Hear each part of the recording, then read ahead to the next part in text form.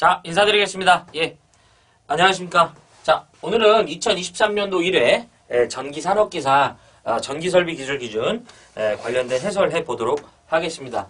최근에 이제 그 바뀐 규정이 많은데요. 아무튼 바뀐 규정에서도 연속성 있는 문제는 말씀드리고요. 답을 보시라는 건 좀 답을 보시는 게 좀 좋습니다.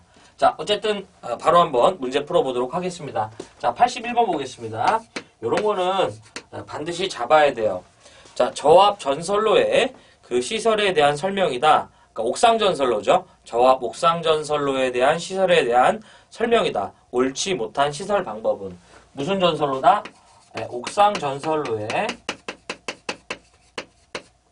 시설 기준 되겠다. 제가 이제 개정된 부분에다 뭐 이런 얘기가 없으면 개정되지 않은 부분입니다.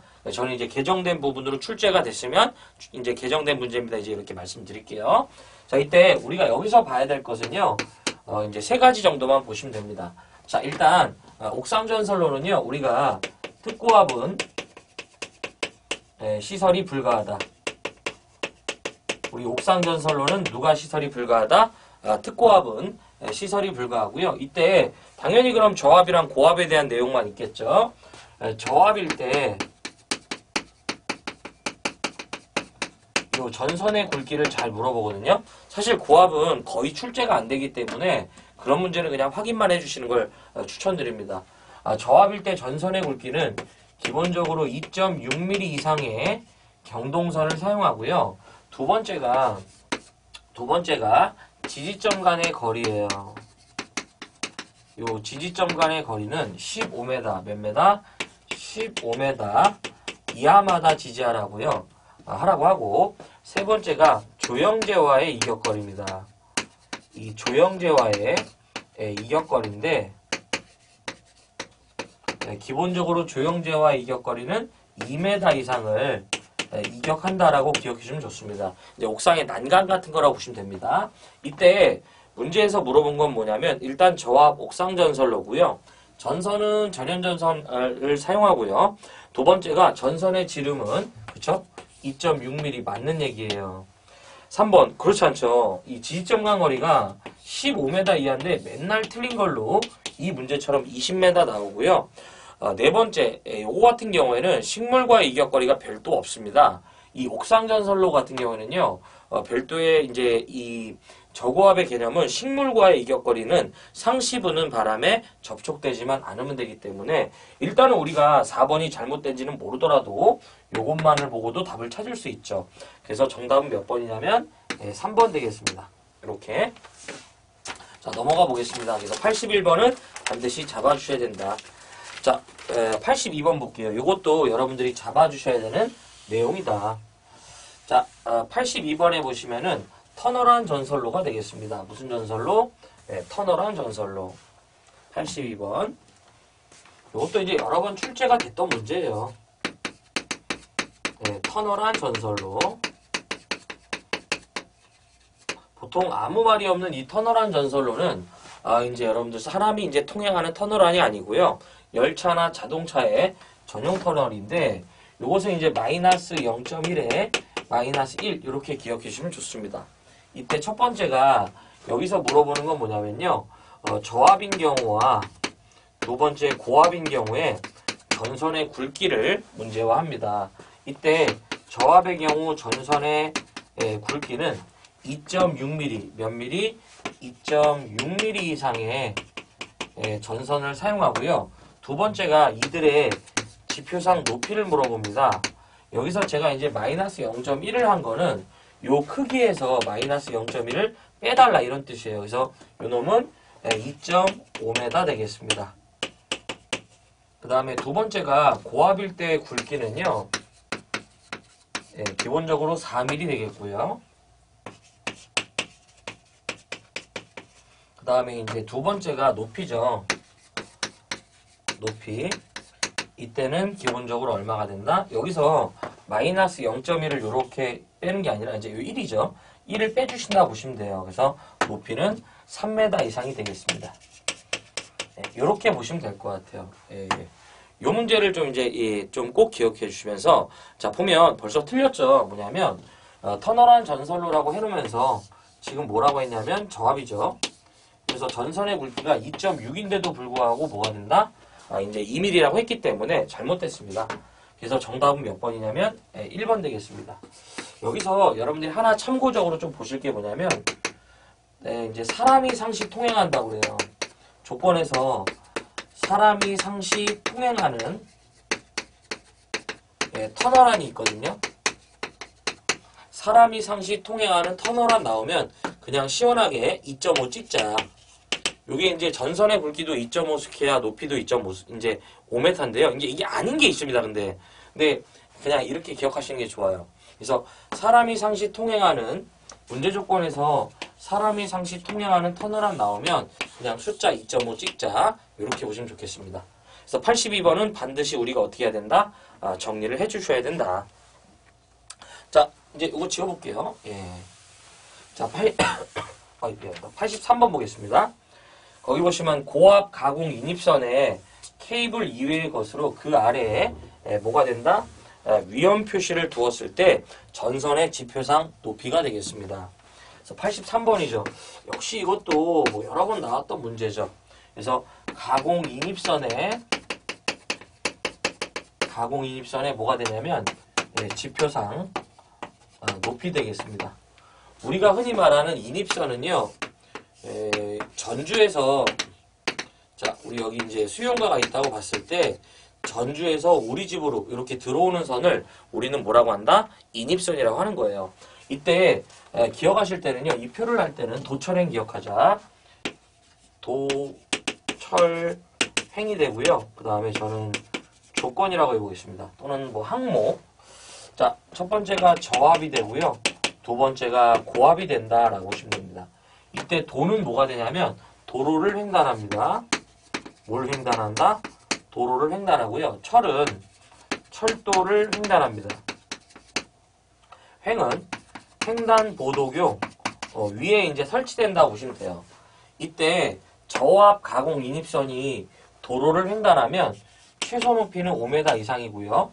고압일 땐 6m입니다. 우리는요. 철도를 횡단하면 주는 문제죠. 어떤 조건이든 전부 다 얼마다? 6.5죠. 저압 가공 인입선이 횡단보도교 위에 설치된다면 3m가 되고요. 고압은 3.5인데 이걸 물어보지 않고 지금 이 문제처럼 위험 표시를 두었대요. 전선에 위험 표시를 두면 그때 그 높이는 3.5m까지 그 높이를 감할 수 있습니다. 그래서 요거를 표를 완성해 보면 뼈다구를 그리면 이런 표가 완성이 되는 거죠. 여러분들 이것도 반드시 정리를 좀 해주셔야 돼요. 그래서 지금 문제에서 보면 요거를 물어본 거죠. 고압 가공 인입선으로 위험 표시를 두었다 이런 얘기죠. 보면 잘 보면 전선에 이렇게요. 위험하다라는 이러한 표지판을 둔 거예요. 이랬을 때 이것을 대지면으로부터 몇 메타까지 이제 그 높이를 이제 감할 수 있냐 이건데 위 두 항은 제외됩니다. 여기는 안 된다. 그래서 보면 정답은 2번이죠. 횡단보도기가 3.5인데 그걸 물어보지 않습니다. 그래서 여러분들 보시면은 거기 보면 뭐 고압 가공 인입선의 높이는 지표상 5m인데요. 이건 기타 조건일 때예요. 이 3항을 제외한 나머지 경우죠. 그래서 이렇게 정리해 주시면 돼요. 그래서 우리 기술 기준에서 위험 표시 나오면 무조건 3.5 기억해 주시면 됩니다. 우리 기술 기준에서 위험 표시 나오면 무조건 얼마다? 3.5 가자. 자, 그래서 여기까지가 83번이고요. 84번 가겠습니다. 자, 이거 지워볼게요. 네. 84번도 반드시 어떻게 해야 된다? 맞춰야 될 내용이다.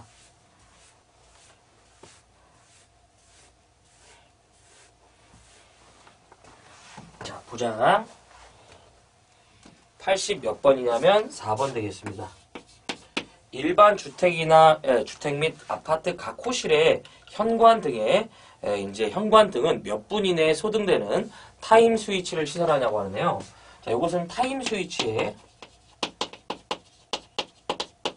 시설되겠습니다. 그래서 첫 번째가 조건이요. 관광업이나 내지 숙박업 등이에요. 요거 센서 등을 말한다고 보시면 됩니다. 관광업이나 숙박업 등에 사용되는 그 객실에 입구 등에 설치하는 등은 몇 분 이내에 소등되는 등을 쓰네요. 1분 이내가 되고요. 두 번째가 주택 및 아파트예요. 주택 및 아파트의 경우는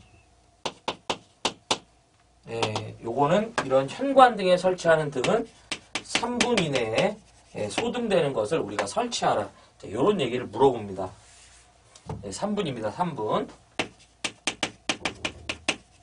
그래서 정답은 몇 번이냐면 요게 이제 이 일반 주택 및 아파트가 되겠죠. 네. 그래서 요거 주택 아파트는 몇 분이다? 3분 되겠다. 요게 이제 드물게 실기에서도 물어보니까요. 이런 거는 좀 잡아주시면 좋죠. 그래서 정답은 몇 번이냐면 이제 2번 되겠습니다. 하셔야 됩니다. 그 다음에 85번 되겠습니다. 이것도 뭐 이제 지워보겠습니다. 85번 보시면 전력 보안 통신 설비인 무선 통신용 안테나에 따른 또는 반사판을 지지하는 철주, 철근 콘크리트주 우리 철탑의 기초 안전율은 얼마 이상으로 하여야 하는가? 85번인가요? 역시 여러 번 나왔던 문제예요. 자, 테마는 무선용 안테나의 시설 기준 되겠다. 자, 누구의 시설 기준이다? 무선용 안테나의 시설 기준이고요. 두 가지만 보시면 됩니다. 첫 번째가 이 설치 목적에 대해서 물어봐요. 두 번째가 지지물의 안전율을 물어봅니다. 무선용 안테나를 지지하는 지지물의 안전율인데 첫 번째가 무선용 안테나를 설치하는 이유는 전선로에 주위를 뭐 하려고? 감시하려고 해요. 이게 일종의 감시 카메라라고 보시면 됩니다. 우리도 똑같이 사고가 많이 나는 지역은요, 지속적으로 그 부분에 사고가 많이 난다면 거기서 감시 카메라를 설치해서 이제 사고가 나기 전에 미연에 방지하는 거죠. 이게 제일 좋은 거예요. 우리가 사고라는 건 일단은 제일 중요한 게 나지 않아야 돼요. 예방을 해야 되고요. 그 다음에 두 번째가 이제 덕목이 이제 파급이 되는 걸 방지하고 세 번째가 빠른 복구죠. 이 중에서 제일 중요한 건 애초에 나지 않는 거죠. 그래서 보시면은 설치 목적은 전선로의 주위에 감시 목적이 있고요. 이 무선용 안테나를 지지하는 지지물의 안전율은 1.5 이상이 되겠습니다. 그래서 거기 보시면 철주, 철근 콘크리트주, 철탑의 안전율이죠. 무선용 안테나를 지지하는 지지물의 안전율은 얼마 이상이다? 1.5 되겠다. 꼭 잡으셔야 돼요. 3번이 되겠습니다. 목주도 우리가 이제 안전율이니까 그런 거 신경 쓰지 마니까 다 1.5니까 그냥 그렇게 가주시면 됩니다. 자, 다음 86번 볼게요. 86번. 요것도 꼭 잡으셔야 될 내용이죠. 86번. 자, 86번 보시면 거기 보면 가공전선로의 그 지지물에 원형 철근 콘크리트주인 경우 각종 풍압하중은 몇 파스칼을 기초로 계산하는가 라고 하네요. 86번이죠. 각종 풍압하중입니다. 우리가 전선로를 설계할 때 풍압하중을 고려하는데 요거는 제가 나올 수 있는 거 싹 한번 정리해 볼게요. 우리가 기본적으로 가공전선로가 되면 지지물이 세워지고요. 우리는 여기다가 완금을 부착한 다음에 애자를 장치하고 전선을 이렇게 가선하죠. 이때 첫 번째가 뭐냐면 첫 번째가 바로 지지물 되겠습니다. 지지물. 바로 요 놈을 설계할 때 그렇죠? 고려되는 풍압하중이 되겠죠. 이때 지지물은 두 가지 타입으로 나뉘는데요. 첫 번째가 그 지지물이 목주냐, 그 다음에 철주냐, 그 다음에 철근 콘크리트 주냐에 따라서 우리가 이제 풍압하중을 고려할 때 메다 제곱에 대해서요 588 파스칼을 기초로 계산합니다. 이때 중요한 건요 목주는 588인데 철주나 철근 콘크리트주는 원형주를 기준으로 하고요. 얘가 모양이 달라지면 변화하는데 다 못 외웁니다. 그리고 시험 문제에서 거의 대부분 이걸 물어보기 때문에 그냥 이렇게 여러분들이 가주시는 걸 저는 추천합니다. 거기 보면 뭐 사각이다, 뭐 이제 이 철근 콘크리트주만 이렇게 있는데 이 밑에 보면 뭐 이제 뭐 882 원형이다, 기타다, 이거 다 못 외웁니다, 이거. 그러니까 여러분들 그냥 원형주에 대해서만 이렇게 봐주시고요. 두 번째가 철탑이 되겠습니다. 이 철탑도 우리나라는 기본적으로 강관을 구성하기 때문에 1200 뭐가 된다? 55고요. 이게 아니면 2157인데 우리는 사실 이제 그 대부분 다 이거기 때문에 이렇게만 정리하시고 넘어가는 걸 추천하고요. 두 번째가 보면 구성물이 요 전선도 있죠. 이것도 바람의 영향을 받죠.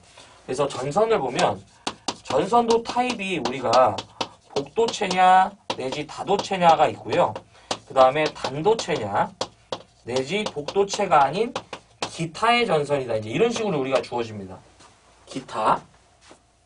이때 복도체의 경우는 666 파스칼을 고려하고요. 그 다음에 단도체의 경우는 745 파스칼을 고려합니다. 자, 그 다음에 여기 보면 뭐가 있냐면 애자도 있죠, 애자. 그래서 애자 장치라고 그래요. 얘도 바람의 영향을 받죠. 애자 장치의 경우는 1039 얼마? 1039 파스칼을 고려합니다. 1039. 마지막 완금 및 완철이에요.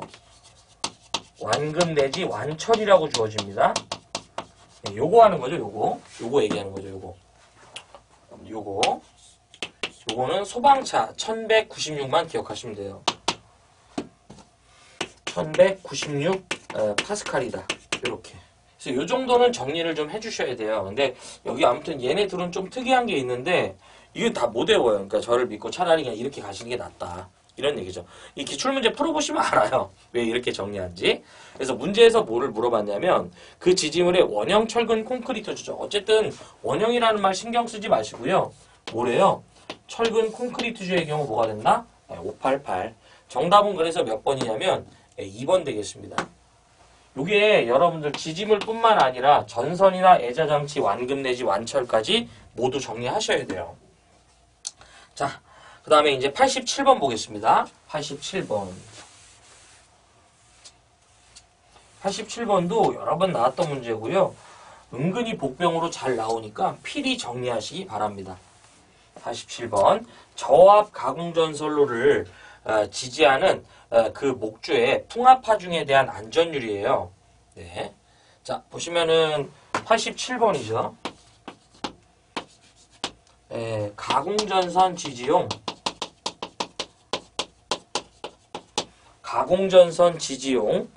목주에 저는 좀 이렇게 해보고 싶어요. 가공전선 지지용 목주의 뭐다? 안전율 되겠습니다. 네. 그래서 이때 여러분들 요거를 좀 기억할 때 어떤 걸 기억하냐면요. 우리가 초등학교 초등 내지 이제 국민학교 있죠? 요걸 좀 기억해 주면 좋아요. 첫 번째가 저압 가공전선을 지지한다고 나오고요. 두 번째가 고압 나오고 세 번째가 특고압 나오거든요. 저압은 기본적으로 1.2 이상이 되고요. 고압은 1.3, 특고압은 1.5인데 제가 왜 이렇게 초등이나 국민학교를 얘기하냐면 우리가 초등학교는 지금 저학년을 3학년까지 보잖아요. 더하면 고학년은 4학년이고요. 얘네 더하면 이제 특학년 나오죠. 얘는 뭐가 많이 나오고 적게 나오고 이런 게 없어요. 골고루 잘 나오기 때문에 모두 다 잘 봐주셔야 돼요. 그래서 저압일 때이므로 지금 뭐예요? 1.2. 그래서 정답은 몇 번이에요? 1번. 이렇게.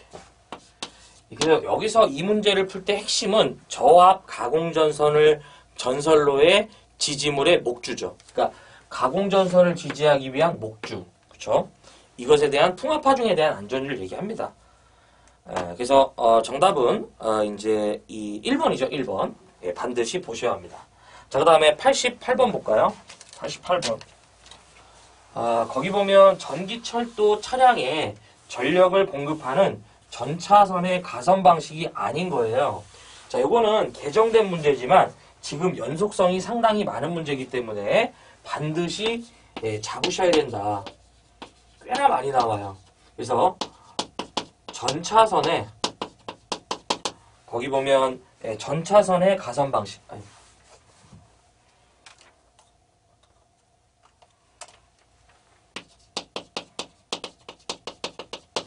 전차선에 뭐가 된다? 가선 방식이다. 이게 제가 외우는 방법을 좀 말씀드릴게요. 일단 전차선의 가선 방식일 때는 지중은 아니에요. 요것도 하나의 방법이고요. 거기 보면 가강제 이렇게 하는 것도 하나 방법이다. 첫 번째가 거기 보면 가공 방식. 두 번째가 강체 방식이에요. 그 다음에 세 번째가 제3 레일 방식. 뭐 이런 트램 같은 거 있죠. 뭐 이런 것들이 있는데 시험 문제에서는 아닌 것으로만 물어보거든요. 그러니까 지금 어떻게 나올지 모르니까 일단은 전차선의 가성 방식은 첫 번째 암기하시는 건 지중이라는 말이 들어가지 않는다고요. 거기 보면 지중 조가 방식 이런 건 없다. 아니면 가강제. 앞에 대가리만 따서. 이것도 방법이에요. 근데 이 문제가 아무튼 개정된 문제지만 지금 엄청나게 많이 나왔습니다. 그래서 정답은 몇 번이냐면 이제 이 4번이죠. 제보도 많아요. 이 문제는 반드시 어떻게 해야 된다? 잡으시기를 추천드립니다. 넘어가 보겠습니다. 자, 그 다음에 89번 시가지에 시설되는 15만 4천 볼트 뭐가 되냐면 154 가공전선로에 지락 또는 단락이 생겼다라고 나오면 몇 초 안에 자동적으로 이를 전로로부터 차단하는 장치를 하여야 하는가. 89번이거든요. 요거는 특고압 가공전선로에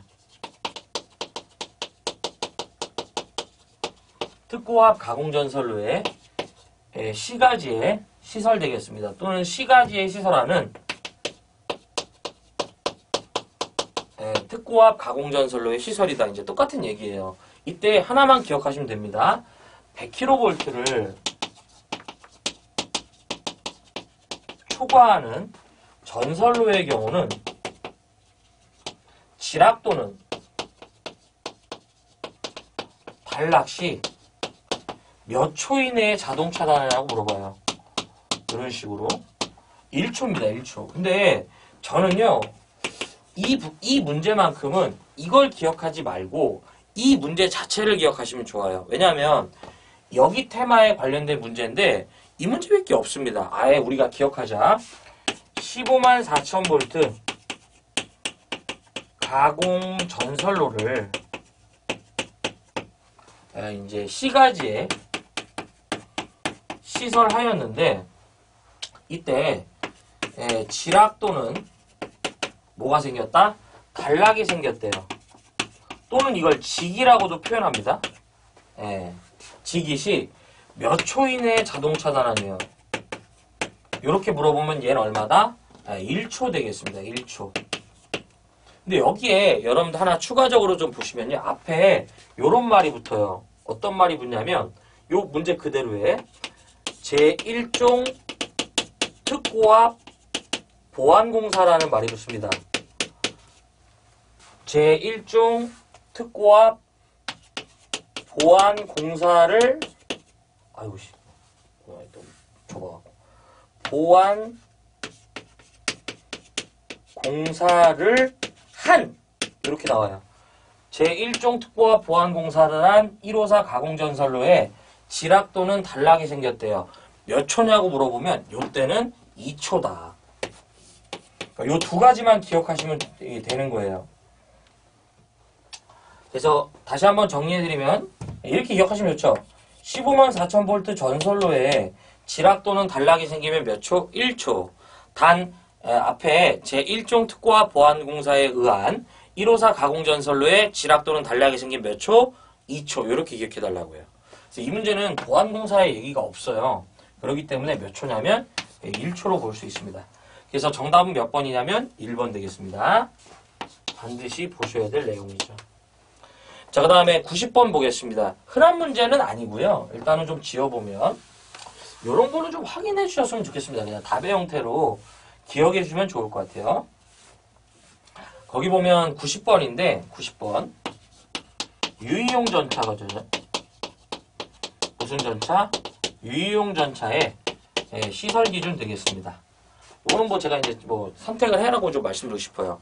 이 유의용 전차는 흔히 말하는 이제 유의를 즐기는 반박하 있죠? 그걸 말하시는 건데 그래도 두 가지는 봐야 돼요. 유이용 전차의 전압이 직류냐 교류냐에 따라서 직류는 60V 이하일 것이고요. 교류는 40V, 몇 볼트? 40V 이하일 것이에요. 그래서 유이용 전차는 일단 문제 풀기 전에 직, 유, 그 다음에 교사 기억하자. 이렇게. 요거는 일단 기억을 하면서요. 일단 잘못된 게 몇 번이냐면 그래도 3번을 찍으면 안 됩니다. 3번에 보면 유이용 전차에 전기를 공급하는 전압은 사용 전압의 직류 60V, 교류 40V. 이건 찍으면 안 되는데요. 4번이 잘못됐어요. 유이용 전차 안에 승합용 변압기를 시설할 경우에는 그 변압기의 2차 전압이요. 300이 아니라 150V입니다. 그래서 정답은 몇 번이냐면 4번이에요. 4번. 이렇게 선택해 주시기 바래요. 이런 거는 이제 어떻게 할 수가 없어요. 자, 그래서 뭐 잘 나오진 않았기 때문에 선택해 달라 이런 얘기예요. 대신 요거는 꼭 기억하자. 91번 보겠습니다. 고압 옥내배선에 대한 시설에 있어서 적당치 않은 거예요. 일단 여러분들 이제 요거 하기 전에 우리가 좀 알아둬야 될 게 뭐냐면 요거는 이제 91번인데요. 애자공사에 시설 되겠습니다. 이때 우리가 이제 그 고압에서는요. 애자공사, 케이블공사, 케이블트레이 공사를 할 수 있거든요. 이때 지금 제가 말하는 그 애자공사는 전선과 전선 상호, 그 다음에 전선과 조영제와의 이격거리를 말합니다.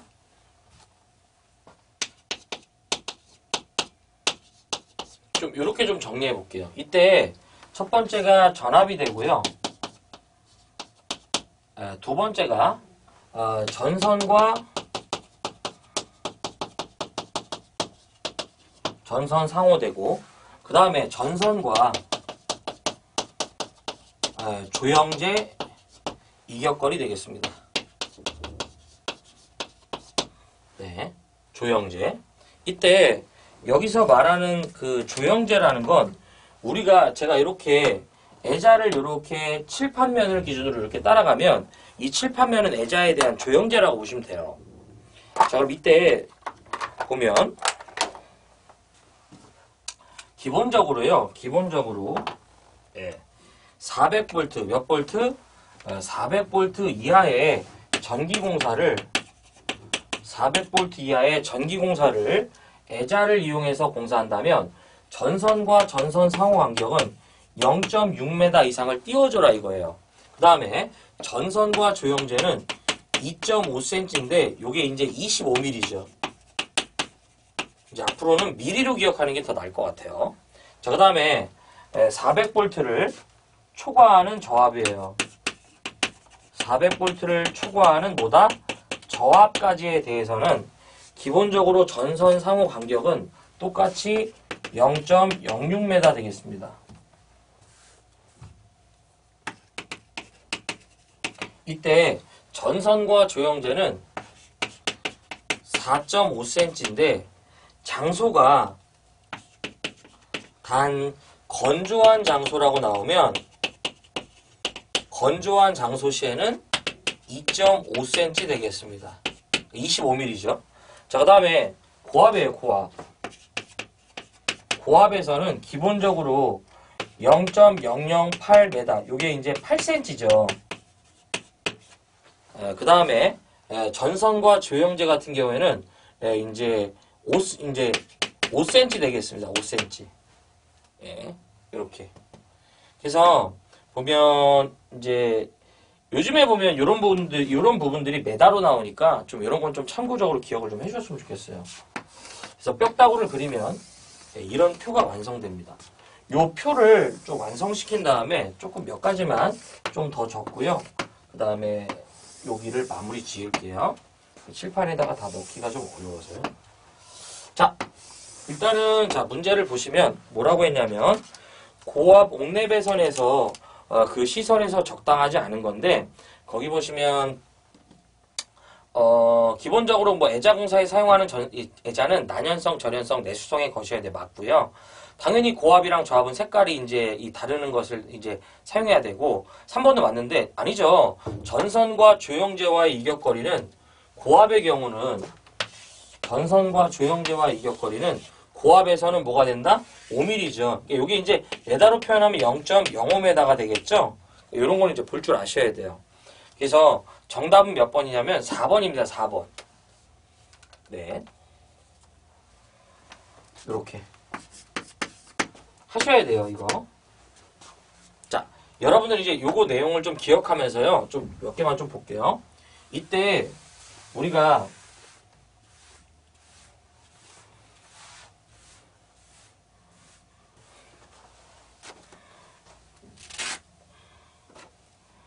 자, 제가 뭘 볼 거냐면 몇 개 이제 여기서 좀 추가적으로 볼 수 있는 내용들이 있어요.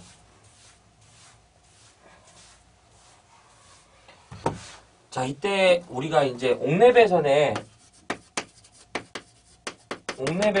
가능공사라고 한번 해볼게요. 옥내배선의 가능공사. 요것은 뭘 얘기하냐면 전압에 따른이에요.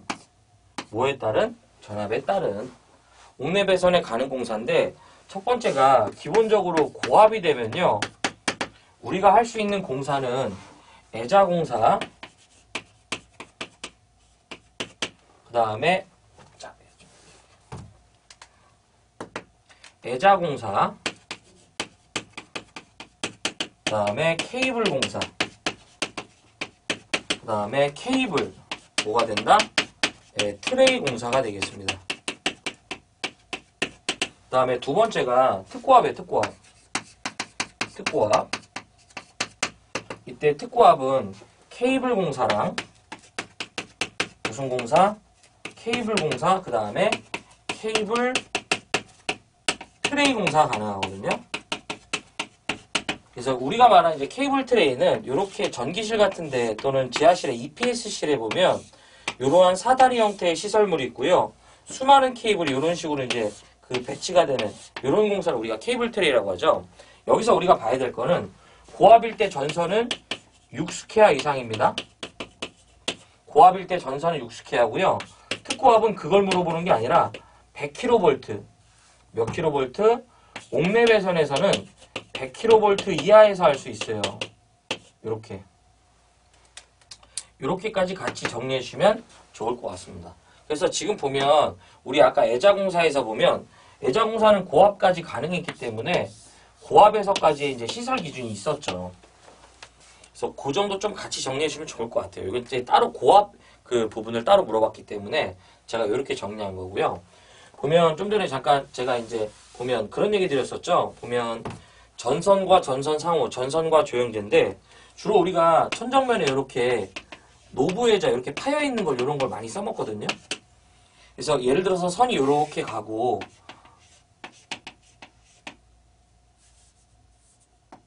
이렇게 움푹 패인 걸 우리가 많이 씁니다. 이렇게 있을 때 전선이 이렇게 가고 전선이 이렇게 가는 거죠. 이때 전선과 전선 상호 간격을 얘기하고요. 전선과 조형제는 얘가 고정된 이 부분이죠. 이 부분을 말하는 겁니다. 이격거리가 아까 뭐 400V 이하일 때 전선 상호 간격은 저압일 때 0.06m, 전선과 조형제는 2.5cm 또는 25mm, 400V를 초과하는 저압에 대해서는 전선 상호 0.06m, 전선과 조형제는 4.5인데 건조하면 2.5 뭐 이런 얘기 드렸죠. 이 얘기는 이 전선을요 약간 그 벽면을 살짝 띄워달라 이런 뜻이죠. 네, 그래서 뭐 이런 얘기입니다. 자, 어쨌든 91번도 여러분들이 반드시 잡아주셔야 될 내용이 되겠습니다. 자, 92번인데요. 이거는 이제 개정된 문제로서 흔한 문제는 아닌데 이런 문제는 나중에 이제 실기에서 좀 볼 수 있기 때문에 저는 꼭 추천드립니다. 요즘에 보면 은근히 보면 기술 기준에 관련된 이 필기 문제가 실기에서 은근히 잘 나오고요. 저는 꼭 추천드린다라고 말씀드립니다. 92번인데요. 92번. 92번 보시면 요거는 이제 개정된 문제입니다. 근데 좀 봤으면 좋겠어요. 이게 나중에 실기를 위해서. 보호장치의 통상적인 동작 전류는 도체의 허용 전류의 몇 배인가? 이제 도체의 동작 전류, 그러니까 보호장치의 동작 전류죠. 보호장치의 동작 전류인데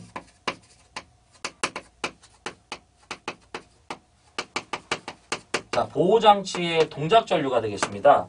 이것은 도체 허용 전류의 1.45배입니다. 보시면 잠깐 해설을 좀 볼게요, 요거. 그래서 도체의 과부하 장치의 이제 보호 협조라고 하는데요. 우리는 두 번째 쪽 보시면 돼요. I2는 1.45배의 IZ, 이제 가 된다. 이제 그렇게 돼 있는데, 이때 I2는 뭐냐면, 거기 보면, 보호장치가 규약 시간 이내에, 이제 유효하게 동작하는 것을 이제 보장하는 전류고요. 거기 보면 IZ 있죠. 요게 이제 전선에, 보시면은,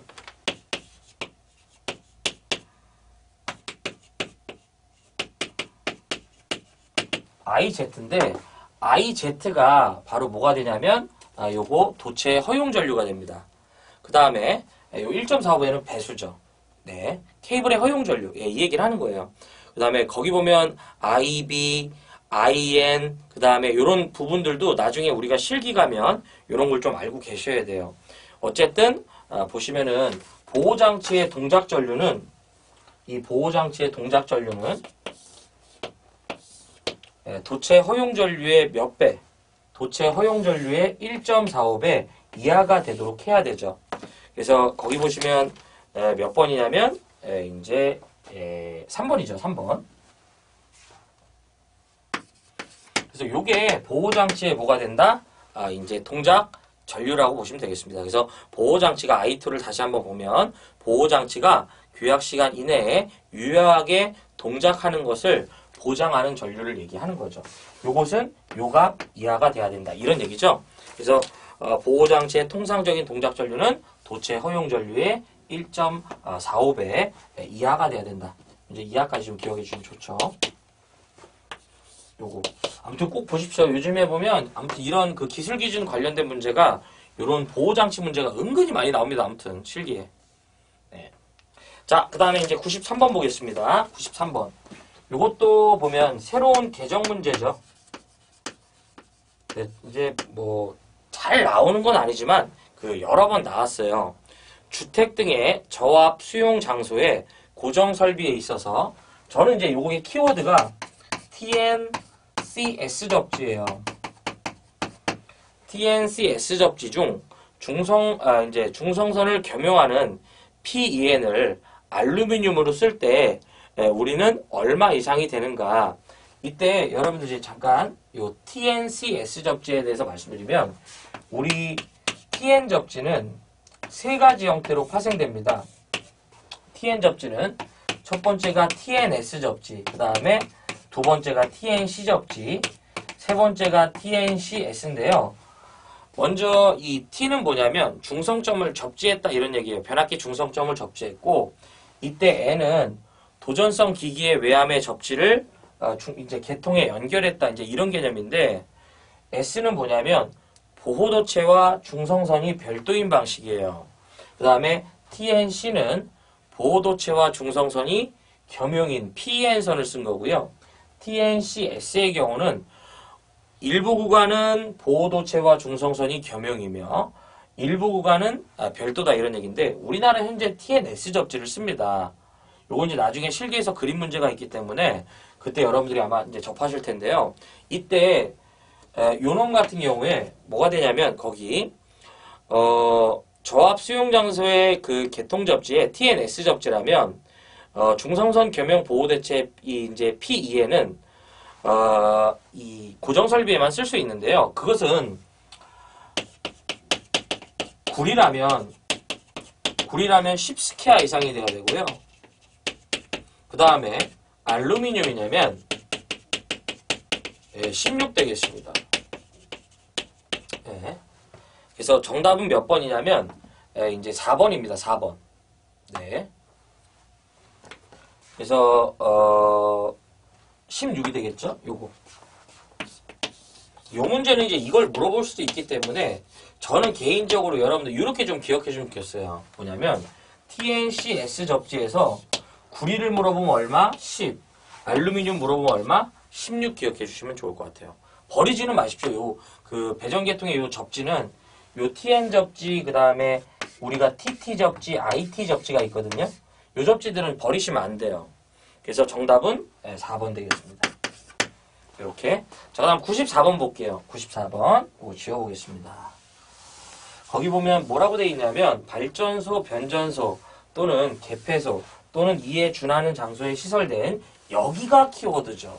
여기가 키워드라고요. 네. 특고압 전선로에 접속되는 배전용 변압기죠. 이게 저는 핵심이라고 보고요.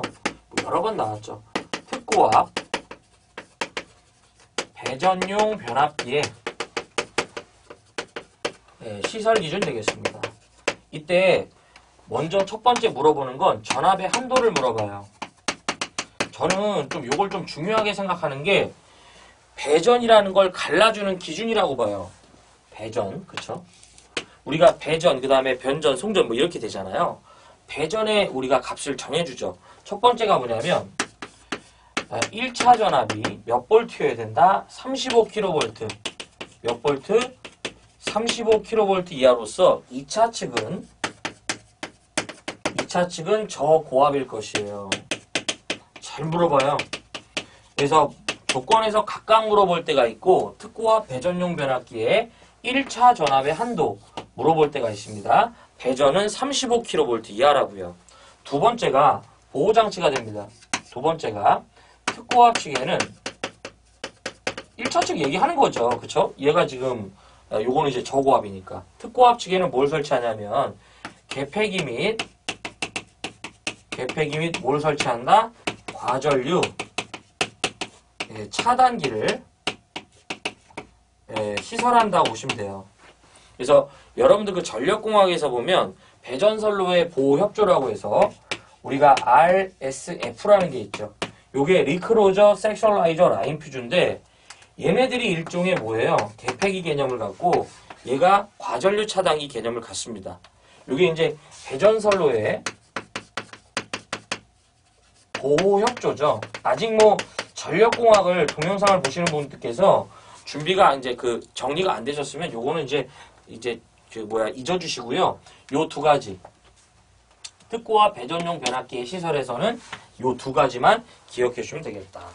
그래서 지금 보면 문제에서 1, 2차 전압의 한도니까 1차는 35kV 이하, 2차 측은 보다 저고압일 것이다 이런 얘기죠. 그래서 배전용 변압기가 되려면 이 조건이 뭐가 돼야 된다? 만족돼야 된다. 정답은 몇 번이다? 1번 되겠습니다. 넘어가 보겠습니다. 꼭 기억해 주셔요. 자, 그 다음에 95번. 요건 좀 잠깐 지워볼게요.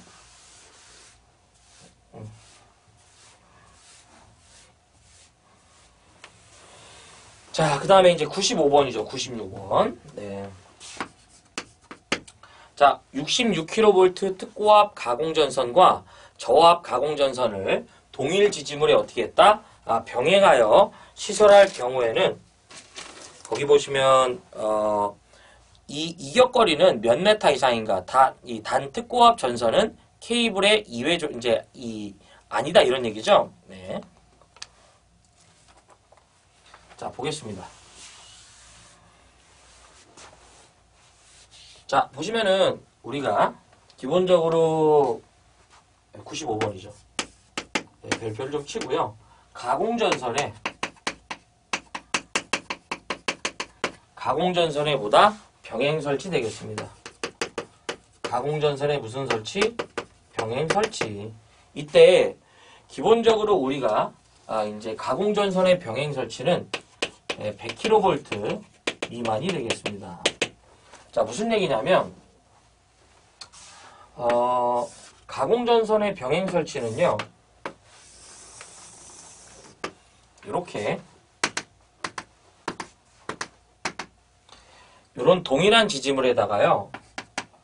가공전선과 뭘 설치했다? 가공전선을 설치한 거예요. 네. 이런 동일한 지지물에다가 우리가 뭘 설치했냐면 가공전선과 가공전선을 설치했다 이거죠. 이때 요 행위를 예전에는 우리가 병가라고 했지만 지금은 얘를 뭐라고 하냐면 이제 이 병행한다고 그래요. 근데 이거 알고 계시잖아. 가공전선의 병행 설치를 뭐라고 한다? 경과하였다고 하는 것도 알고 기억하자. 여기서 몇 개 물어봐요. 뭐냐면 얘 같은 경우에는 목주는 안 됩니다. 목주의 시설이 불가하고요. 그 다음에 두 번째가 뭐냐면 요놈 같은 경우에는 기본적으로 전선의 굵기를 물어보면 50스퀘어 기억해 주시면 됩니다. 전선의 굵기 나오면 그냥 50스퀘어 찍어버리시고요. 그 다음에 요놈 같은 경우에는 보안공사 물어보면 무조건 제2종 특고와 보안공사를 찍어주시면 되겠다. 자, 이때 물어봐요. 뭐냐면 기본적으로 전선이 저압 또는 고압 가공전선을 병행했을 때 이 전선에 대해서 물어봐요. 얼마가 되냐. 이격거리가. 하나 더 물어보는 게 고압 가공전선과 저압 가공전선을 병행했을 때 저압 가공전선의 위치 이렇게 물어봐요. 고압 가공전선의 아래에 둔다라고 합니다. 그러면 기본적으로 이때는요. 얼마가 되냐면 0.5m 이상 이격시켜주고요. 단 전선이 케이블이라는 조건이 붙으면 0.3m 되겠습니다. 네, 기억해 주시고 그 다음에 22,900V예요. 22,900V에 대해서는 저고압에 대해서는 기본적으로 얼마가 되냐면 1m 되겠습니다. 1m. 하지만 케이블은 0.5m가 돼요. 케이블이라는 조건이 붙으면 0.5가 되고요. 이번에는 35kV, 몇 kV? 35kV 이하에 대해서는 기본적으로 여기가 1.2 되겠습니다. 하지만 케이블이라는 조건이 붙으면 0.5 되겠고요. 자, 그 다음에 마지막 요겁니다. 마지막 35kV를 초과합니다. 35kV를 초과하고 방금 말씀드린 뭐가 된다? 100kV 미만이 되겠습니다. 이때에는요. 기본적으로 2m예요. 하지만 케이블이라는 조건이 붙으면 1m 되겠습니다. 이렇게. 그래서 문제에서 물어본 건 뭐냐면 66,000이죠. 특고압 가공전선과 요거네요. 35를 초과하네요. 지금. 네, 여기 조건이죠.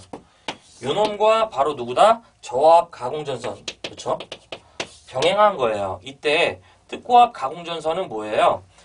이제 케이블이 아니죠. 그래서 요게 바로 이제 요거죠, 요거 2m. 그래서 정답은 얼마가 된다? 2번 되겠습니다. 이렇게. 그래서 이렇게 정리해 주시면 될 것 같아요. 그래서 정답은 2번이고요. 하셔야 합니다. 그 다음에 요거 내용들 같이 하셔야 돼요. 가공전선의 병행 설치는 기본적으로 100kV 미만으로서 목주 안 된다. 전선 굵기 물어보면 50. 그 다음에 제2종 특고압 보안공사는 이제 요거 보안공사 물어보면 무조건 제2종 특고압 보안공사다. 자, 지워볼게요. 자, 이제 96번 되겠습니다. 자, 96번. 전기욕기는요, 이제 여러분들 이런 거 나오면은 만세를 외치시면 돼요, 그냥. 전기욕기는 몇 볼트다? 10볼트만. 여기서 뭐 더 볼 게 없어요. 우리가 전기욕기를 공급하기 위해서, 거기 이제 전기욕기에 전기를 공급하기 위해서 그 전원장치에 내장되어 있는 그 전원변압기의 경우 그 2차 측의 전로의 사용전압은 몇 볼트이 아니야? 이렇게 물어보는데 10볼트입니다. 10볼트. 그래서 96번은 전기욕기는요. 하나만 기억하시면 돼요. 전압 물어보면 무조건 몇 볼트? 10볼트 이하가 된다. 그래서 정답은 몇 번이냐면 2번 되겠습니다. 네. 그 다음에 97번 볼게요. 이것도 뭐 여러 번 나온 거죠. 네. 66,000 특고압 가공전선로에 케이블을 사용하여 C가지에 이제 시설하려고 한다. 애자장치는요, 50% 충격 섬납 전압 값이 다른 부분을 지지하는 애자의 몇 프로 이상인가, 뭐, 이렇게 되어 있는데, 요거는 애자장치의 강도 되겠습니다. 애자장치의 강도로서 이제 요것은 C가지에 시설은 되는 건데요. 첫 번째가 130kV 이하의 경우랑 그 다음에 두 번째 130kV를 초과하는 경우 이 두 가지를 물어보거든요. 이때 잠깐 말씀드리면 거기 보면 50% 충격 섬납 전압값이라고 했는데 이건 어떤 의미냐면 여러분들이 이제 전력공학에서 이제 공부를 하실 때 충격 섬납 전압값이라고 해서 이제 125거든요. 그게 이제 크기는 125고 파형은 1.2 곱하기 50 마이크로세크에 충격파를 가한다는 뜻인데 그때 우리가 이 충격 섬낙 전압값은 뭘 말하냐면 10번 이상 인가했을 때 5번 이상 섬낙을 일으키는 전압이라고 보시면 됩니다. 그래서 그 50% 이 충격 섬낙 전압값이 이 개념을 갖는 건데요. 130kV 이하에서 사용하는 것에 대해서는요. 기본적으로 그 강도가 110% 이상의 것을 쓰고요.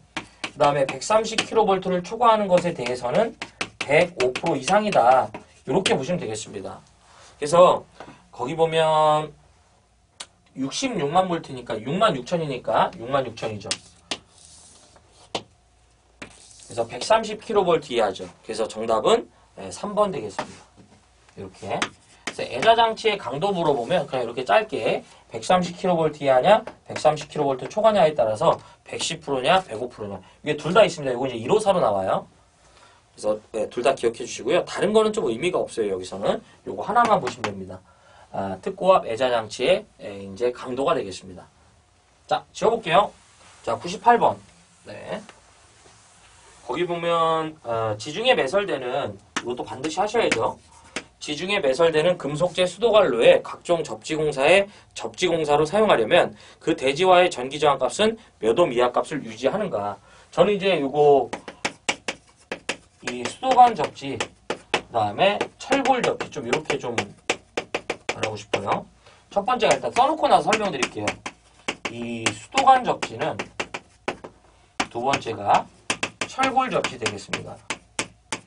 수도관 접지 무슨 접지? 철골 접지. 수도관 접지는 3옴 이하예요. 그 다음에 철골 접지는 2옴 이하가 되고요. 그래서 암기하실 때는 수삼 철이 기억하자. 수삼 철이 이렇게 기억하시면 돼요. 예전에 이제 여기서 나올 수 있는 문제가 하나 더 있었는데 그게 이제 삭제됐기 때문에 못 나옵니다. 자, 개념은 뭐냐면 제가 이렇게 금속재 외암을 갖는 어떤 모터가 있다 이거예요. 그러면 우리는 모든 금속재 외암을 갖는 기계기구는 당연히 인체 보호를 위해서 전선을 이용해서 땅이랑 이렇게 접지를 잡아주는데 우리는 여기서 접지를 잡아줄 때 이렇게 하는 게 아니고요. 여기다가 접지극을 설치해주죠. 근데 막상 내가 접지극을 설치하려고 하니까 지금 지중해 뭐가 지나가냐면 금속재 수도관로가 이렇게 지나간다 이런 얘기예요. 그러면 나는 별도의 접지극을 설치하지 않고 이 수도관에다가 접지를 연결하면서 마무리 짓겠다 이거죠. 그래서 이 말 그대로 이 관을 우리가 이제 접지극으로 대신하다 이제 하겠다 이런 얘기인데 무조건 하는 게 아니고요. 먼저 요 조건이 만족돼야 된다 이거죠. 철골은 건물의 기초를 말하는 겁니다. 지금 근데 수도관 접지는 잘 안 하죠. 거의 안 합니다. 왜냐하면 이 접지는 당연히 얘네들이 도전성 물질이어야죠. 지금 전부 다 합성수지 재질이기 때문에 잘 안 합니다. 그래서 수도관 접지는 몇 옴이다? 네, 3옴이죠. 수삼 철이. 여기 이제 자연 접지라고 그래요. 이런 접지를. 좋죠. 왜냐하면 접지극을 설치하지 않고 할 수 있으니까. 넘어가 보겠습니다. 99번. 자, 99번도 개인적으로 좀 별표고요. 이런 것도 꼭 보셔야죠. 여러 번 나왔습니다. 아크 발생 기구와의 전 이렇게 아크 발생 기구와의 이격거리다라는 얘기죠. 뭐의 이격거리다? 아크 발생 기구와의 이격거리가 되겠습니다. 자, 여기서 무슨 뜻이냐면 우리가 어떤 동작을 함에 있어서요. 아크가 발생할 수 있는 기계기구와 어떤 가연성 물질과 접촉이 됐을 때 화재가 발생할 수 있기 때문에 이런 동작을 하면서 아크가 발생할 수 있는 기기와 가연성 물질과의 이격거리를 말합니다. 시험에서는 딱 하나만 물어봐. 고압에서는 얼마가 되냐면 1m 이상을 이격시키라고 그래요. 이게 특고압은 2m인데 나온 적이 없습니다.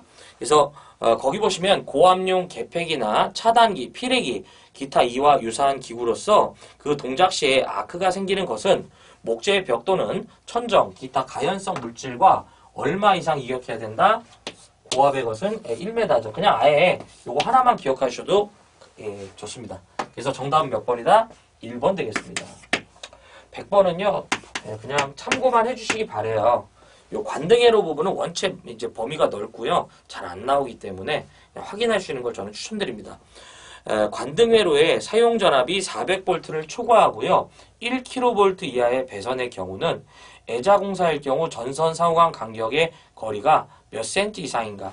지금 보면 사실 보면 좀 이렇게 생각해도 좋죠. 아까 우리가 애자공사의 시설을 하면서 제가 전선과 전선, 전선과 조형기 이런 얘기 하면서 기본적으로 저압은 0.06m였었죠. 6cm. 그래서 정답은 2번인데요. 저는 개인적으로 좀 그냥 그거를 기억하면서 요거를 좀 찍어주셨으면 이제 하는 거죠. 뭐, 네. 이런 문제는요, 이 관등회로와 관련된 배선 문제는 좀 찍어주시는 걸 좀 추천드립니다. 네. 그래서 여기까지가 이제 2023년도 1회 전기산업기사 이제 기출문제였고요. 잠깐 확인해 보면, 자, 81번은 반드시 하셔야 돼요. 개정 문제는 개정 문제라고 말씀드릴게요. 81번은 하셔야 되고요. 82, 83, 84, 85, 86, 87 모두 하시고요. 88번은 개정 문제지만 반드시 좀 보셔라. 지금 제보도 많고 많이 나왔다는 얘기가 많다. 좀 꼭 보시고요. 그래서 전기철도의 가선 방식인데 전차선의 가선 방식이죠. 두 가지 형태로 이제 좀 기억하시는 거예요. 가강제 또는 지중은 아니다. 넘어가 보겠습니다. 그 다음에 89번 하시고요. 90번은 제가 좀 그냥 선택을 하시라고 말씀드리고 싶어요. 이런 거는 뭐 많이 나왔던 문제들이 아니니까 91번 하셔야죠. 92번은 꼭 하셨으면 합니다. 아무튼 좀 스멜이 풍기죠. 그래서 보호장치의 이제 동작 전류죠. 흔히 말하는 요것은 허용 전류의 몇 배 이하가 돼야 된다. 1.45배 꼭 기억하자. 그 다음에 93번도 개정 문제지만 좀 봤으면 해요. 저는.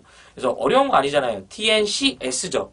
TNCS접지일 때 구리 물어보면 10, 알루미늄 물어보면 얼마? 16. 자, 그 다음에 배전용 변압기 하셔야죠. 95번, 96번, 97번, 98번 모두 하셔야 됩니다. 99번도 그렇고요. 100번은 그냥 확인만 해주셔라. 이런 얘기죠. 그래서 여기까지가 2023년도 1회 전기산업기사 전기설비 기술기준에 관한 해설이었고요. 저는 다음 회차 2회차 때 이어서 뵙도록 하겠습니다. 여러분들 시청해주셔서 고맙습니다. 물러가 보겠습니다.